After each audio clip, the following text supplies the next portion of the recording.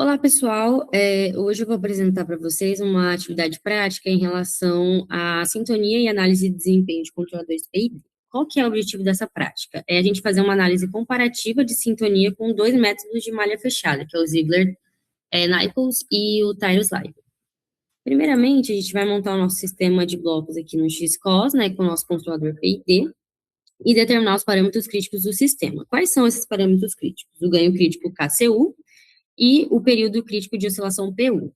Para a gente determinar o ganho crítico, a gente vai buscar um valor de ganho proporcional dentro deste controlador PID. A gente achou o valor de 13,3, ok?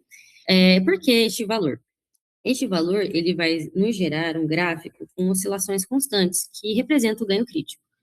E para determinar o nosso período crítico de oscilação, a gente vai fazer a diferença entre os picos dessas oscilações. E aí, com essa diferença, a gente determina um valor aproximado de 2. Ok. Agora, com esses parâmetros, a gente vai fazer o cálculo das constantes Kp, tau i e tau d. Para que a gente vai usar essas constantes? Para as ações proporcional, integral e derivativa, que a gente encontra dentro do nosso controlador PID, ok?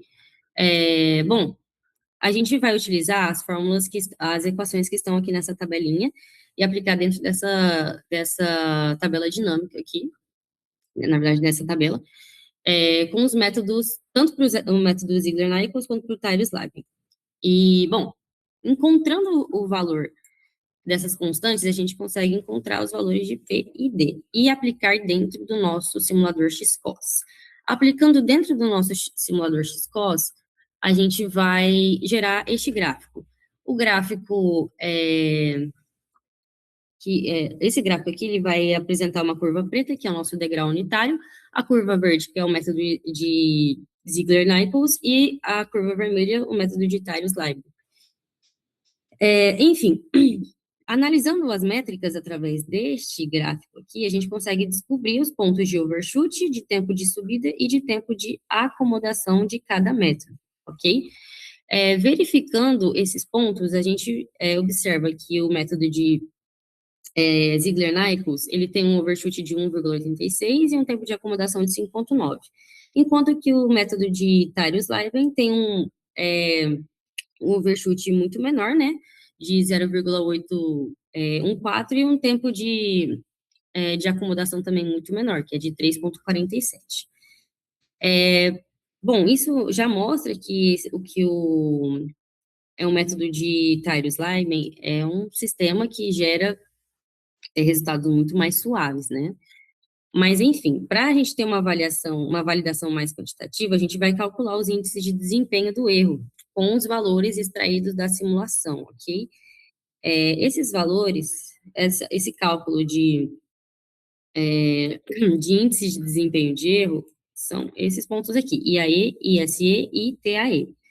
É fundamental a gente lembrar que o ISE, ele vai atuar penalizando grandes erros e o ITAE, ele vai penalizar os erros que persistem ao longo do tempo.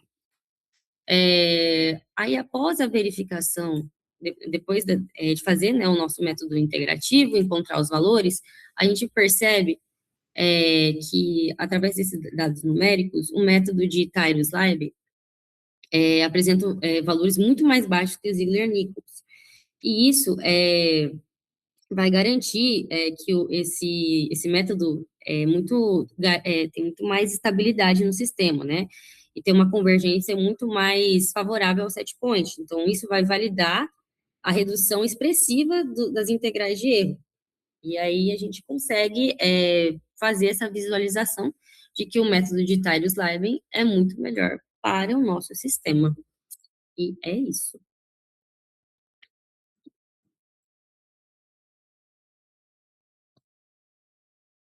Pronto, amigo?